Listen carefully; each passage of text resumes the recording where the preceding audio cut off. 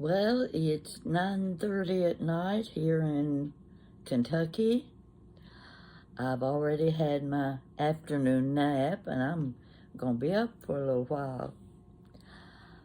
This was my doctor day. I do that once a year. I have a really nice doctor. I enjoy talking to him. He lets me talk and he listens, and he's a good listener. So, anyway, we had predictions of storm and bad weather and what have you, and Jan's very leery of me driving in weather like that. In fact, she doesn't even have to worry about it because I do not like to drive when it rains. And I said maybe I can get my doctor's appointment over with before the storm comes along, which was a good thing. I left the doctor's office, everything fine, no new prescriptions or anything like that, and I showed him my birthday pictures and we talked a little bit. Isn't it nice when you can talk to your doctor that way? Just a general conversation, something besides, can you fix it? Oh, it hurts. What should I do? No, we just had a really good conversation. So I went from there. I went to a shoe store.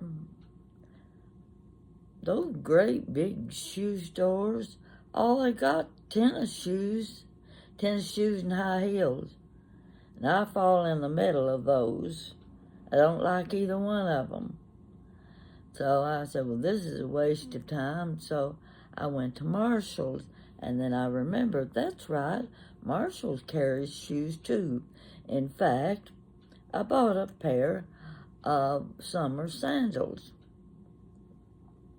I hope they're going to be comfortable. I wanted something that I could wear without socks. And I'm counting on them being comfortable because they were on sale. They're a pretty good price. I'm tired of paying over $100 for a pair of shoes. Then I get home and I don't like them. So anyway, I looked around in Marshall's and I never saw so many pretty things. Hadn't been there for a long time. Really didn't need any clothes. Didn't need any. I never need anything because I don't get out that much. I don't need dress wear. Got a couple outfits to wear to weddings and funerals, and it's the same outfit for both. So they work fairly well, and the styles don't change that much anyway. And what does the deceased care what I wear to a funeral? They're not interested in how I'm dressed, are they? Oh well, so much for that. So in Marshall's, I got over into the blouses. They've got so much new stuff, and it was all so pretty. And I ran into three young ladies. I didn't see their faces first. I saw their bodies, and I said, wow, I never looked like that. One of the young ladies had on I guess you'd call it a long knit dress that hugged her body beautifully from shoulders to her ankles. And there were two other young ladies with her. Now, they were all foreign. They told me the country they're from, but I couldn't understand what they were saying. And I just had to tell them, I said, you girls are beautiful. And they were. I was just amazed at how pretty they were and what gorgeous figures they had. And I said, I would love to take your pictures because they looked like models.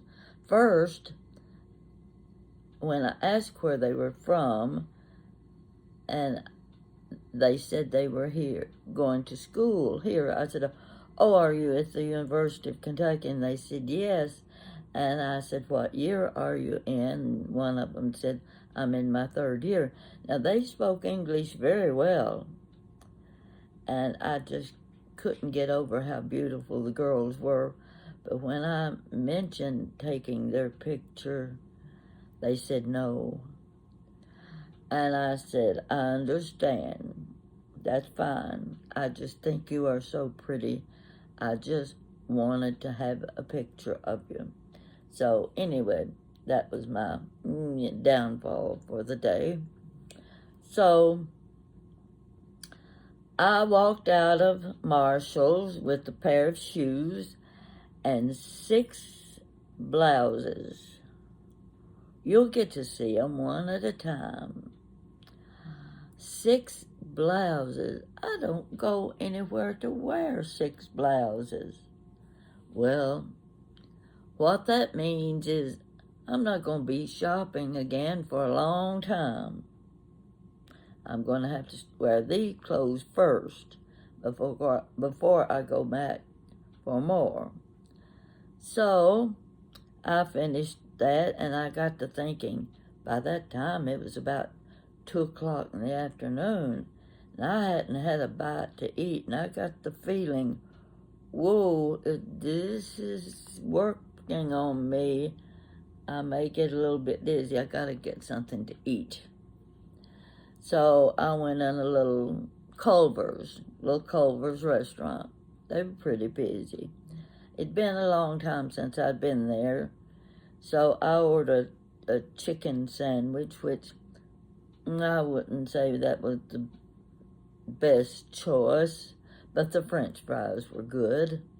And I'm sitting there eating, and I can see out all those windows, and it's starting to get dark and darker and a little darker, and I'm thinking, I gotta get out of here.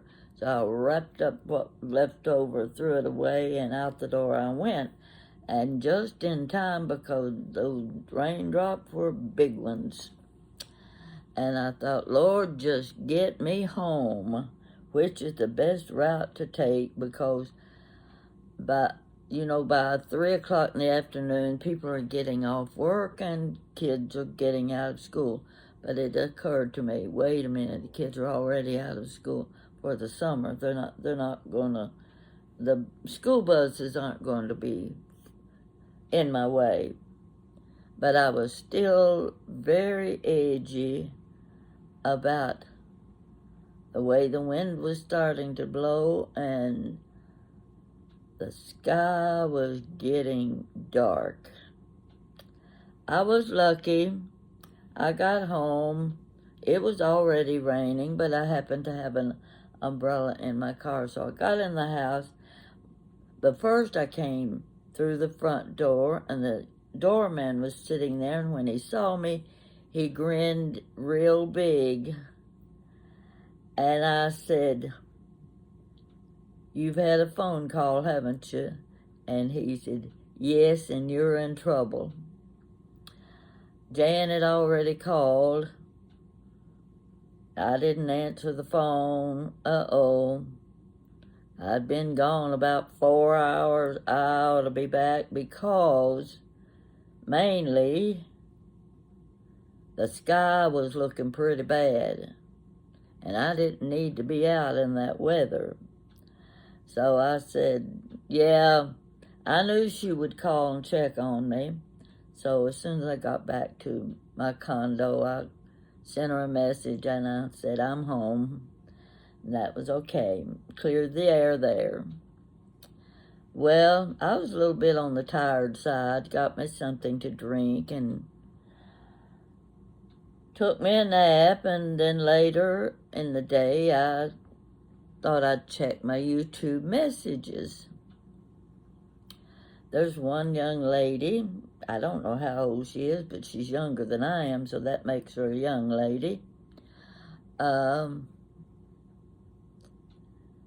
She's been sending me the sweetest comments on my videos, and you just don't know how much that pleases someone like me to think that I can tell stories that they enjoy and that they want to watch.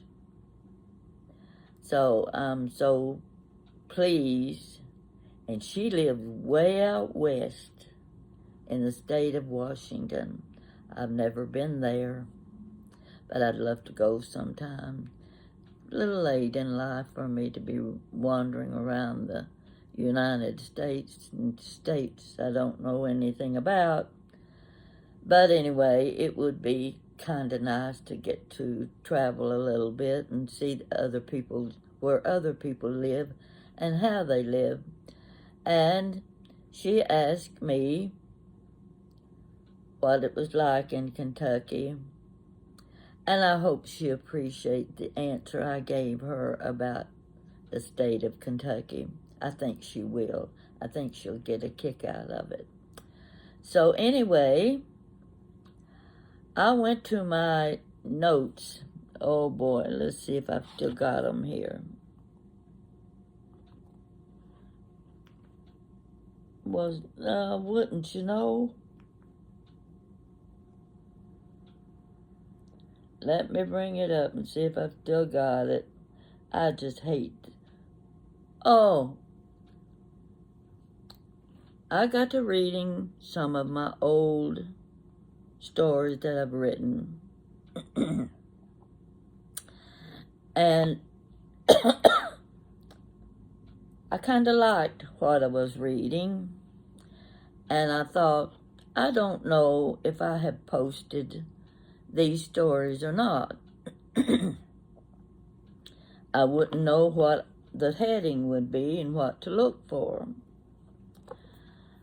And again, I thought, well, if I can't remember the story, my viewers aren't going to remember them either, so I can tell them a second time. Now, I'm going to read one to you. I kind of liked it. I'm hoping you will. And if you do like it, I may end up reading a few others off and on. Save me the trouble of trying to get my memory bank to work a little bit when I'm trying to talk. That way, if I read, I won't forget and make a mistake. I hope you enjoy this little story, and if you remember it, that's okay. You don't have to finish listening to me. Go get you something good to eat and find yourself a good Dr. Pepper and do what I do, take a nap. So this is your story. I titled this one, Give Me This Simple Life. It was one of those days that everything was moving slow and easy. My friend pulled up beside my house in her husband's Cadillac, came in the kitchen where I was working on a craft project, and said, I'm bored to death. Why don't we go somewhere? Where is there to go? I can't think of any place interesting. Let's go somewhere and get an ice cream cone. We didn't have a Baskin-Robbins or even a Dairy Queen. Just where would we find good hand-dipped ice cream or a milkshake? That's when I started telling her about a place in Tennessee. Now, I was living in Corbin at this time. A place in Tennessee that had a drive-by window that sold homemade ice cream, all flavors. It was one of those small buildings parked on the side of the road where you could go around a gravel drive, pull up to a small window facing the road, and order your choice of ice cream. The building was small enough. The building was small enough to sit on the flatbed of a truck. with proper plumbing, the necessary electrical equipment, and all the ice cream making appliances, you were in business. All it needed was the right location, and it had that too, on the side of the highway going toward Knoxville, Tennessee. It's the best ice cream I've ever eaten, I said. How far is it? My friend asked. Let's drive down there. Oh my goodness, it's too far to drive for an ice cream cone. It's at least 80 miles. That's not so far. We've nothing better to do. Grab your purse and let's go. I have a tank full of gas. And off we went. What a foolish thing to do. Well, you may think it was foolish, but we were in the mood for good ice cream. We had nothing better to do, so we drove 80 miles to the little side of the road ice cream stand. We were there in less than an hour and a half. We both ordered double-dip waffle cones. We had to lick fast to keep the ice cream from melting and dripping all over us. As far as we were concerned, there had never been better ice cream. On our return trip home, we laughed and licked and laughed even more. We were having so much fun that day, and all for a $1 cone of ice cream. When we got home, we didn't dare tell anyone we had driven 160 miles for a double-dip ice cream cone. This was one of the simple joys of life. Again, there was a knock at my back door, and I could see my friend through the glass of the door. She said, "Drop whatever it is you're doing. We're going somewhere." "Just exactly where are we going?" I said. "I don't know yet, but we'll find a place. Let's drive over to Lily, out in the country." Even though I had been raised in the small town, I'd never been to Lily, only about 15 miles away, except for the time I went with a high school girlfriend to a skating rink to watch her roller skate. She was a good skater, and I could skate well enough to stay on my feet instead of on my butt on the floor. I couldn't even have found my way there without someone giving me directions. My friend said, "There's a little country store on a dirt road in Lily that's been there for years. It used to be a general store that sold groceries, hardware, shoes, all kinds of notions. It even has one of those refrigerated glass front cabinets that has long rolls of bologna cheese that the lady slices for workers who come in to buy their lunch. She puts a slice of tomato with mayonnaise and mustard on the sandwich. I think we ought to check it out and see what's in the store." I certainly wasn't going to argue with my friend. She could always come up with adventurous places to go. We jumped in her car and off we headed to Lily. We didn't know where we were going, but we had no fear of getting lost since we were so near home. We spotted a white wood-frame building that looked like a 2-story house. It had a long porch across the front, and the first thing we noticed was a bushel basket filled with apples. We stepped through the old screen door, and there was no customers around. A young lady was there. Have to clear my throat. She introduced herself, and we struck up a very pleasant conversation. I was looking from wall to wall at all the merchandise, and everything I saw was old, real old. I couldn't stop looking while my friend talked to the lady. She said her elderly mother owned the store, and recently A new convenience store opened down the way and had put her out of business. But her mother insisted on keeping the store open for those people who still stopped for their bologna, pickle loaf, and cheese sandwiches, and maybe an apple to take along with them. The lady let us browse through the store, even taking us to a back storage room. I was so surprised to see shoes on the shelves. Children's shoes, women's shoes, men's dress shoes, all from the 1930s. Think about that. They had been there so long, the leather was stiff. I loved the styles of the shoes. One pair of ladies' heels was brown leather, lace-ups with green suede sides. I gathered up 3 pairs of shoes, 2 for ladies, and 1 little boy's lace-up shoes. Then I spotted the white leather baby shoes. I opened up a box. Wait a minute. I opened up a box, and there was a pair of cotton baby stockings, just like the ones I wore when I was a baby. They covered the legs and were made to pin to the baby's undershirt. I had to have them.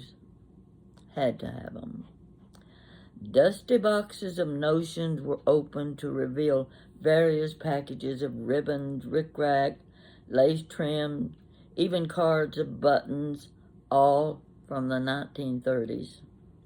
I bought them all. The lady would not sell the metal cigarette, Coca-Cola, and other soft drink signs hanging on the walls. While my friend learned all she could about the store, I spent my time browsing through every shelf. We had noticed a long set of stairs at the side of the store. The lady said the KKK had their meetings upstairs over the store. The KKK? There were even caskets stored there. Ooh, that made my heart skip a beat. We didn't dare ask if we could see the room upstairs. There was no way I was going up those steps.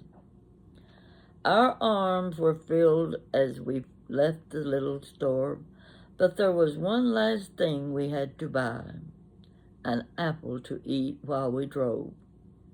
It's strange how good something like that can taste on a back road adventure.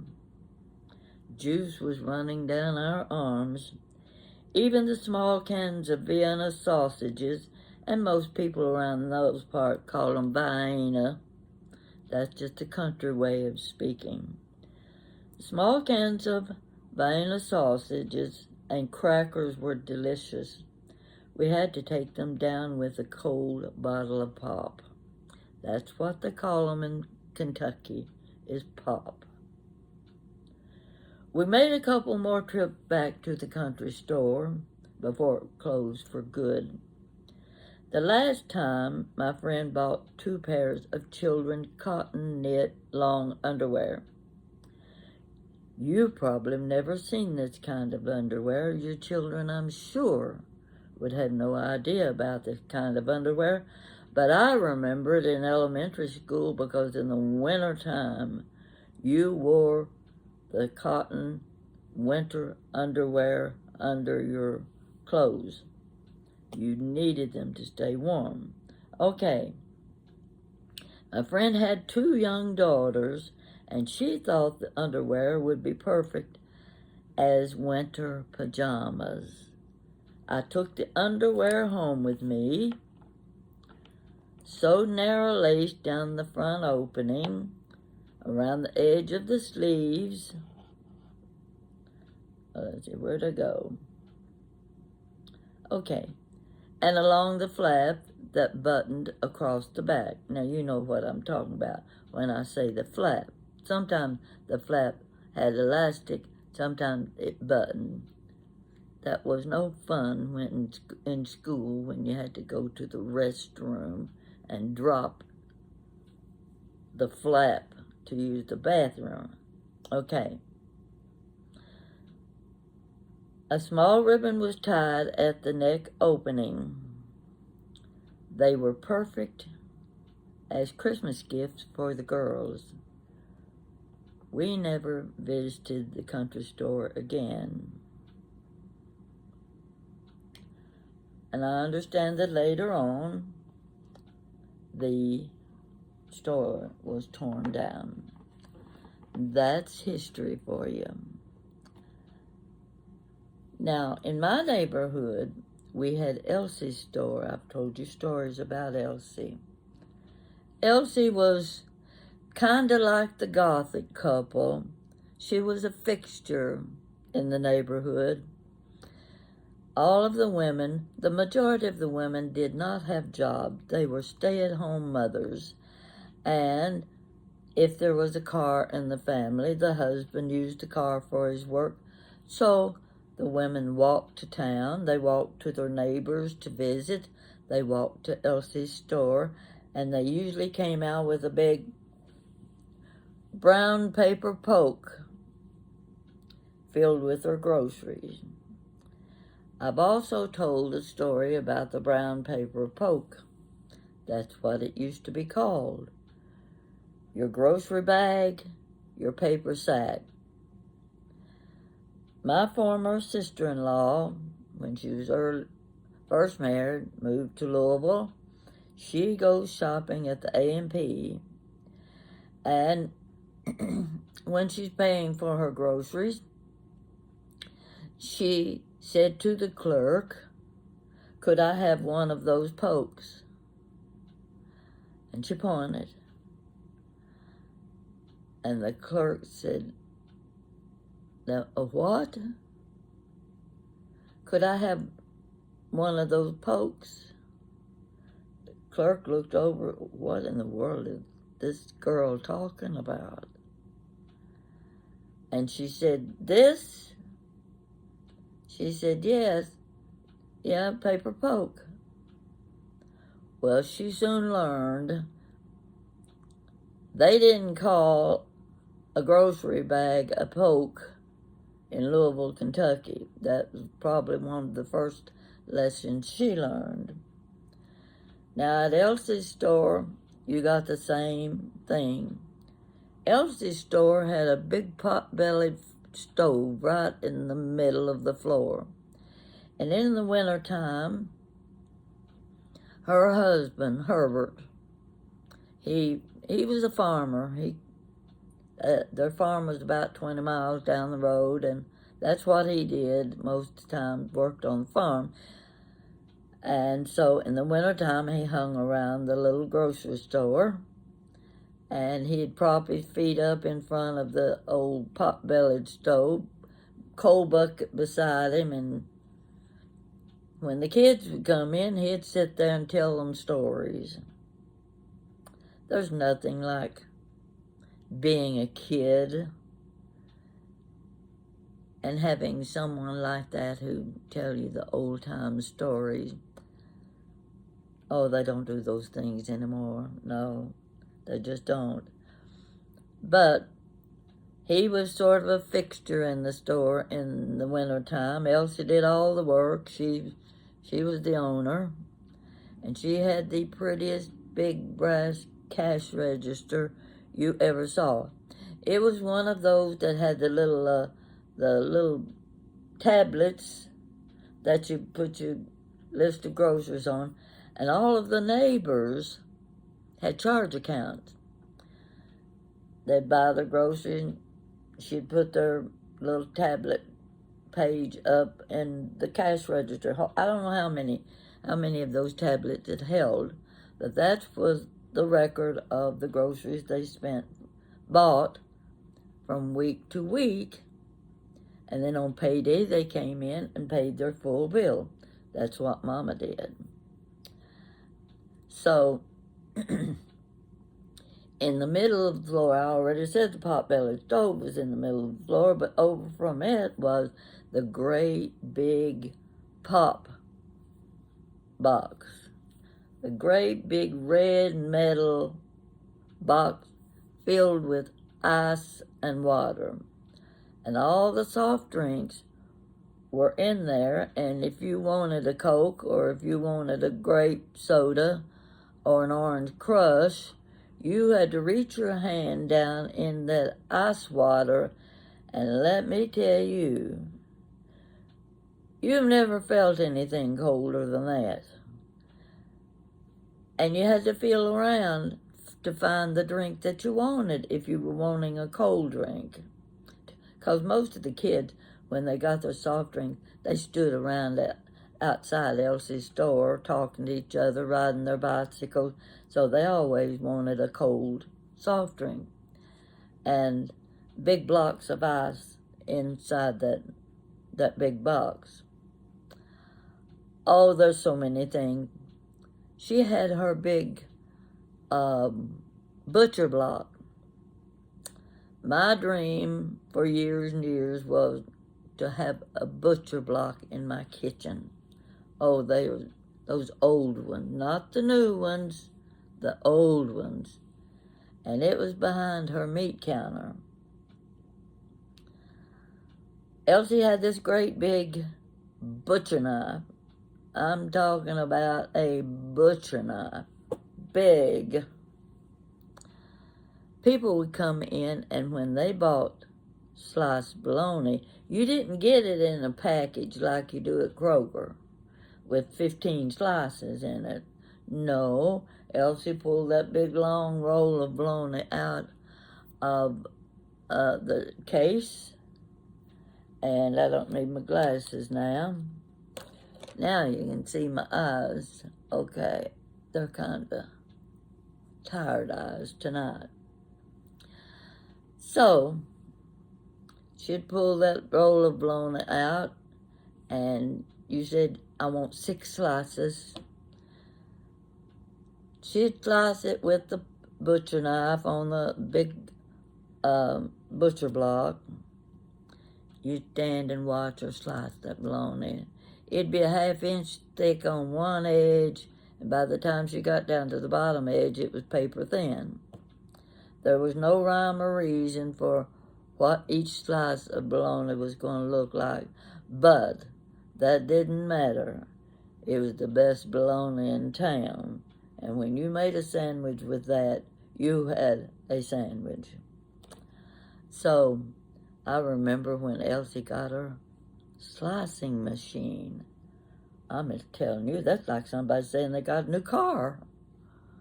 Elsie had a new slicing machine, and then she could slice her bologna.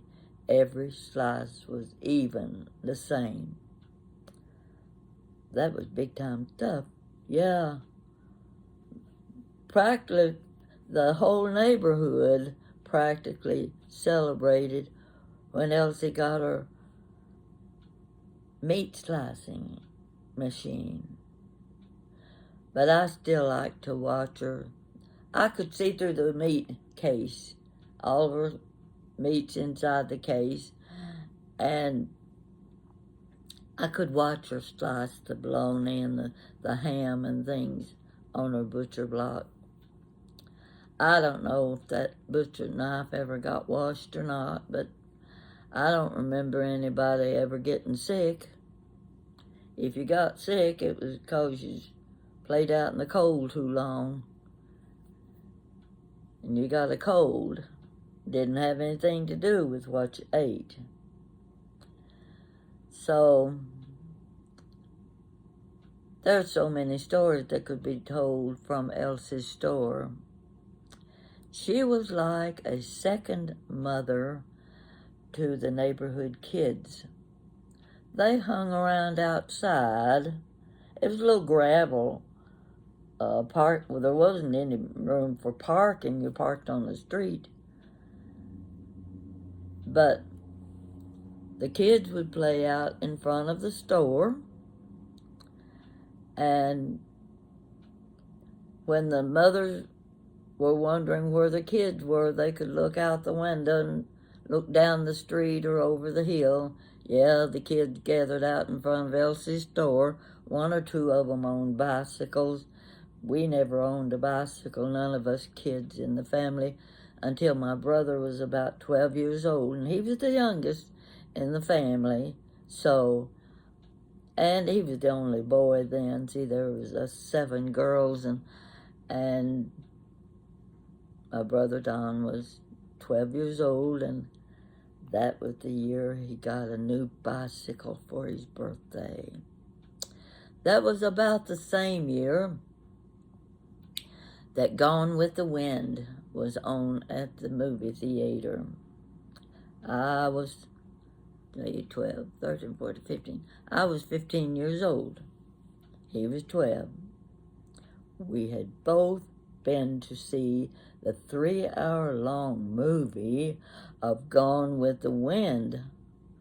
Wow! That was better than seeing a rocket go off in those days. It didn't take much to excite us. He came home and he just could not believe. Gone with the Wind in those days would have been considered what today's calls an X-rated movie, because he said a bad word at the end of the movie. Don was so, his eyes were big, he couldn't believe what Clark Gable said. He used a bad word, D-A-M-N. That's how you spell it. That was talk of the town. Talk of the town. Yeah. You don't remember that far back, do you? Gee whiz. That was when movies were fun. That's when going to Elsie's store and getting a popsicle was fun. That's when going to the little country store that was closed down later by a modern-day convenience store was the thing to do. Oh, how we loved our little country stores. So, I think I've pretty well covered that story. I hope you liked it, and if you've read it before, check the first version and then check this version and see which one you like the best. I'm dribbling here. I haven't had supper yet. Well, I don't really need supper. I had lunch at 3 o'clock in the afternoon. And I'm going to tell you what. It's a fact, I don't go out when it rains around here. These storms we've been having, it doesn't pay to get out in the car and go somewhere. And I knew I was going to get a lecture like my mother would have given me. I was getting from my daughter. Mom, don't be driving on a day like today. The weather predictions were bad. And the sky looked pretty bad, but I think the worst of it bypassed our town and everything cleared up. But I still don't like driving in the rain. I don't drive at night. I'm just a little old lady that's sitting here telling you stories from the past and hoping you enjoy them. And if you do, please tell me. Also, invite your friend to subscribe. Oh, by the way, I checked my subscriptions and I was 94% 94 subscriptions away from 38,000. I don't care how many thousands other people have been getting. I'm tickled pink. Tickled pink. Because I know my subscribers are staying faithful to me. I know they're watching my videos. And I couldn't ask for anything better than that, unless it's a comment telling me this was one of your best stories. Yes, folks, I depend on you. You're my lifeline now, and I don't want to lose any of you. Thank you so much for watching my video. Report back. I'll be waiting to hear from you. Thank you so much.